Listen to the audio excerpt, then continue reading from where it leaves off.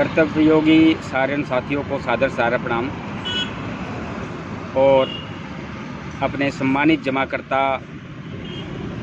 13 करोड़ सम्मानित जमाकर्ताओं को सादर नमस्कार, आदाब, सत श्री अकाल। आज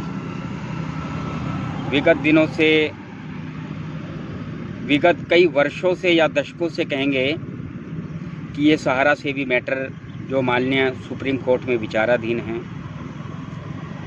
जिसके अंतर्गत माननीय सुप्रीम कोर्ट से अभी तक सहारा सेवी मुख्य मामले के बारे में आज तक कोई आदेश ना जनहित में निकल के आया है, ना राष्ट्रहित में निकल के आया है, ना ही निवेशकों के हित में निकल के आया है, ना ही कार्यकर्ताओं के हित में निकल के आया है। ये देश की, मैं समझता हूँ कि सबसे बड़ी आर्थिक त्रासदी है, जिसके अंदर देश के लगभग आधी से ज़्यादा जनसंख्या वो अपने भुगतान से, अपने घर परिवार की जिम्मेवारियों से, अपने बच्चों की शिक्षा दीक्षा, उनके भविष्य से, बेटियों की शादी विवाह, बच्चों की पढ़ाई लिखाई, अपने माता पिता बुजुर्गों की बीमारी इत्यादि में जो इतने परेशान हैरान हैं, इस व्यवस्था से, इस सिस्टम से, इस न्याय प्रणाली से, इस माननीय सुप्रीम कोर्ट में बैठे हमारे दिग्गज जज मजिस्ट्रेटों से, वकीलों से, प्रधानमंत्री जी से, गृह मंत्री साहब से, वित्त मंत्री, जो भी सिस्टम में बैठे हुए अधिकारी हैं, सभी से आज की डेट में देश की आधी आबादी जो परेशान है और हैरान भी है कि सहारा सेवी मुद्दा, आज सहारा 1978 से कोई आजकल की कंपनी नहीं है साहब। सहारा इंडिया विगत 1978 से लगातार फाइनेंस के काम में काम करती है और जाहिर सी बात है कि सहारा कोई चिट फंड कंपनी नहीं है। ये दिमाग से, अपने दिल से, दिमाग से निकाल देने की वाली बातें हैं कि सहारा इंडिया कोई चिट फंड कंपनी नहीं है जो चिट दे के पैसा निवेश कराती है और उसको कहीं ऐसे अनलीगल जगह पे लगाती है जहाँ पे पैसा सुरक्षित भाव में ना हो। अतः सहारा इंडिया परिवार ने जो भी काम किया है, जो भी निवेश लिया है अपने निवेशकों से, वह पूरी तरह लीगल है, सरकारी मूल्य मान्यताओं के हिसाब किताब से है, नियामकों से है। सेवी का इंटरफेयर बड़े ही हास्य तरीके से होता है, जबकि सेवी ने ही पहले जो है कि 2010 में ये बोला कि सहारा की दोनों कंपनियां रियल एस्टेट और हाउसिंग हमारे अधिकार क्षेत्र से बाहर। ऐसा क्यों बोला? ये सेवी को इसका स्पष्टीकरण देना चाहिए। आम लोगों में या न्यायपालिका में या जो भी जांच एजेंसियां हैं, जो जांच एजेंसियां आज सहारा की 9 कंपनियों के लिए जो आज की डेट में SFIO 9 साल से जो है कि इसमें जांच कर रहा है, अभी तक कोई आदेश नहीं आया, अभी तक उसकी तरफ से जांच पूरी नहीं हुई या जांच कर भी रहा है कि नहीं कर रहा है, ये आम पब्लिक को क्या मालूम है? आम निवेशक को क्या मालूम है? या कार्यकर्ता को क्या मालूम है? या सहारा के अधिकारियों को क्या मालूम है? पिछले 9 साल से SFIO वो सहारा की 9 कंपनियों पे जो है जांच कर रहा है। SFIO सहारा सीरियस फ्रॉड इन्वेस्टिगेशन,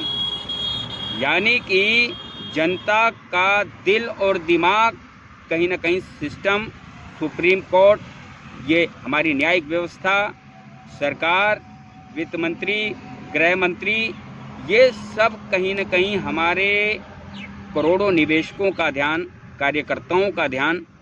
वो किसी दूसरी दिशा की तरफ ले जाना चाह रहे हैं, जो कि इनकी ये मंशा ना तो अभी पूरी हुई है, ना इन फ्यूचर कभी पूरी होने वाली है। तो साथियों, जब सेबी ने इंटरफेयर किया और सेबी ने बाद में पलटी मार के ये बोला कि भाई ये हमारा जो है कि अधिकार क्षेत्र से बाहर है, उसने डायरेक्ट आरओसी को पत्र लिखा और आरओसी को पत्र लिखने के बाद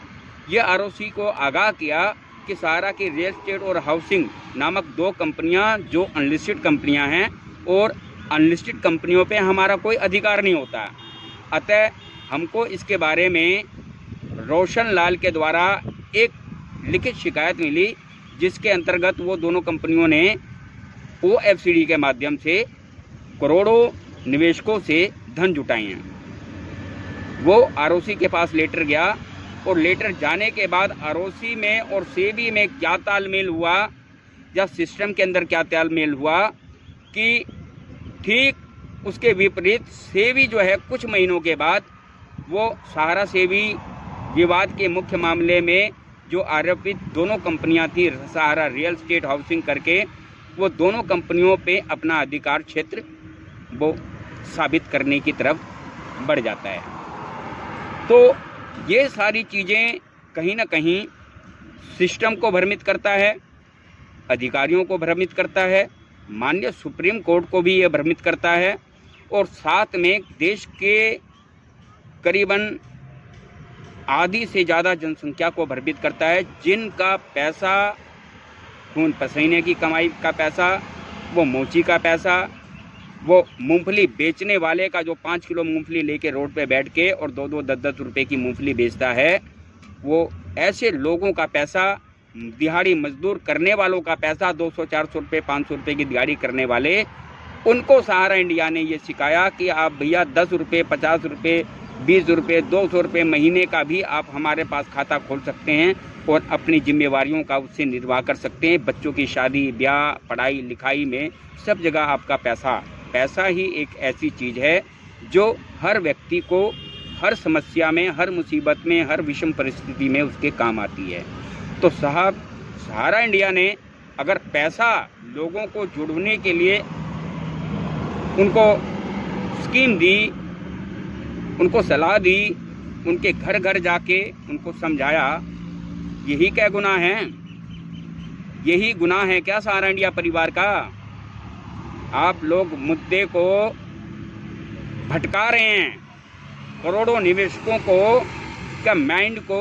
दूसरी तरफ ले जाना चाह रहे हैं कि वाकई सहारा इंडिया ने बहुत बड़ा फ्रॉड कर दिया है। फ्रॉड आज तक आपका साबित नहीं हुआ। दुनिया भर की जांच एजेंसियां, एसएफआईओ कर रही है जांच, सेबी कर रही है जांच। सेबी ने 12 साल करने के बाद 2021 में डिस्क्लोजर रिपोर्ट देके सेबी ने जो आग लगाई वो सेबी बाहर हो गया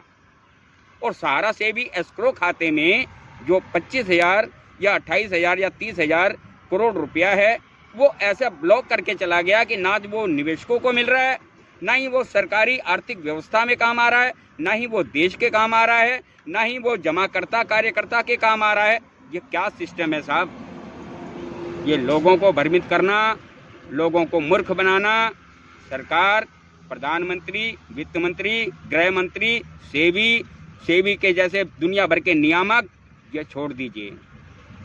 आज की डेट में पब्लिक सब चीज़ समझती है। आज की डेट में निवेशक, वो निवेशक जिनको जो पढ़ाई के मामले में बिल्कुल निम्न स्तर के थे, ज़्यादा 4वीं 5वीं 10वीं 12वीं, इससे ज़्यादा कोई पढ़ा लिखा नहीं था, मगर आज की डेट में सिस्टम की काला बाजारियों को सब समझ चुका है। अतः हम जो हमारा जो मेन उद्देश्य है वो माननीय सुप्रीम कोर्ट से है, सुप्रीम कोर्ट के आला अधिकारियों से है, सरकार से है। सरकार मोदी जी की है, मोदी जी से है, वित्त मंत्री साहब से है। पोर्टल बना देना समस्या का इलाज नहीं है। समस्या का मेन इलाज है सहारा सेबी मुख्य जो मामला है उसकी तह तक जाकर, और तह तक तो आप पहुंच चुके हैं, क्योंकि मामला कुछ का कुछ है। इसको भली भांति आप भी जानते हैं, जनता भी जानती है, निवेशक भी जानते हैं, कार्यकर्ता भी जानते हैं। तो माननीय महोदय, माननीय सुप्रीम कोर्ट से और चीफ जस्टिस ऑफ इंडिया माननीय श्री वी.आर. गवई साहब से हमारी हाथ जोड़कर ये विनती है कि करोड़ों देशवासियों पर सर जुल्म ना होने दें। आज के डेट में करोड़ों देशवासी वो अपने भुगतान को लेकर परेशान हैं, कार्यकर्ताओं पे प्रेशर बना रहे हैं। रोज डेली मारपीट, गाली गलौज, उलाना, ताने, सब कुछ हम लोग कार्यकर्ताओं को सहना पड़ रहा है। अतः इसका संज्ञान लेते हुए जल्दी से जल्दी इस मामले को के निर्णायक मोड़ पे पहुँचें, उचित फैसला दें जो निवेशकों के हित में हो, कार्यकर्ताओं के हित में हो, इस देश के व्यवस्थाओं के हित में हो और इस देश के आर्थिक उन्नति और विकास के हित में हो। तो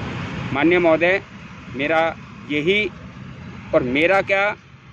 इस देश से, इस सहारा इंडिया परिवार और इस सहारा सेवी विभाग से जुड़े करोड़ों कार्यकर्ता हैं, साथ में उनका परिवार है, वो सब आज की डेट में एक त्रासदी से, एक ऐसे भ्रम में जी रहे हैं कि हो सकता है हमारा पैसा मिले या पैसा हमारा डूब जाए। और लगभग अब तक तो सभी समझ रहे हैं कि ये पैसा हमारा डूब गया है, किंतु हमारे साथी कार्यकर्ताओं और सहारा इंडिया परिवार का ये वजूद है, ये उनका प्रण है, ये विश्वास, अटल विश्वास है कि सहारा इंडिया को हम मरने नहीं देंगे, क्योंकि सहारा इंडिया राष्ट्र हित को समर्पित है, देश को समर्पित है, देशवासियों को समर्पित है। सहारा इंडिया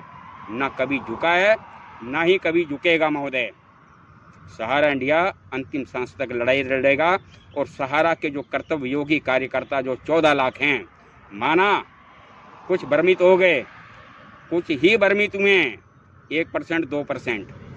मगर अभी भी लाखों कार्यकर्ता मन में ये आस और विश्वास लेके जी रहे हैं कि सहारा इंडिया फिर से एक बार अपने परचम को फिर दोबारा पुनः लहराएगी और ये साबित करेगी कि गलत हम नहीं थे, गलत सिर्फ हमारा समय था, हमारे पीछे जो नीतियाँ थीं वो गलत थीं। तो इन्हीं शब्दों के साथ मैं सभी देशवासियों को ये संदेश देना चाहता हूँ कि आप लोगों ने बहुत साथ दिया, थोड़े से दिनों के लिए थोड़ा सा सहयोग और करना होगा। हम लोगों के साथ इसी तरह अपना विश्वास और भरोसा बनाए रखें। सहारा इंडिया एक एक दिन के ब्याज के साथ आप लोगों को भुगतान करने के लिए बाध्य है, वचनबद्ध है, करबद्ध है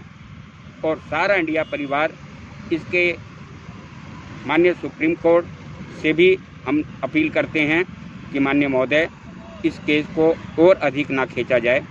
और इसका समापन करते हुए एक निर्णायक फैसले पर पहुंचा जाए, जिससे कि करोड़ों देशवासियों का भला हो, देश की उन्नति हो, देश आर्थिक मजबूती की तरफ बढ़े, देश में रोजगार सृजन हो और निवेशकों का पैसा जो आज की डेट में सहारा सेबी में ब्लॉक है, 14,700 करोड़ जो बॉम्बे हाई कोर्ट में ब्लॉक है, वो पैसा रिलीज हो, निवेशकों तक जाए। निवेशक उसको खाएगा नहीं, मगर निवेशक उनसे सारी व्यवस्थाओं से जुड़ेगा। किसी को कपड़े लेने हैं, किसी को शादी करनी है, किसी को ब्याह करना है, किसी को बच्चे की शादी करनी है, कहीं ना कहीं वो पैसा खर्च ही करेगा और घूम फिर कर वो भारत की, हमारे देश की आर्थिक व्यवस्था को मजबूती प्रदान करेगा। माननीय महोदय, मैं छोटा सा एक व्यक्ति, आप लोग पढ़े लिखे जो कानून की समझदारी रखते हैं, कानून को भली भांति जानते हैं, मगर इन बातों पे अवश्य ध्यान दीजिए। और इन्हीं शब्दों के साथ मैं अपनी वाणी को विराम देता हूँ। सभी साथियों को सादर सहारा प्रणाम और सभी देशवासी निवेशकों को सादर नमस्कार।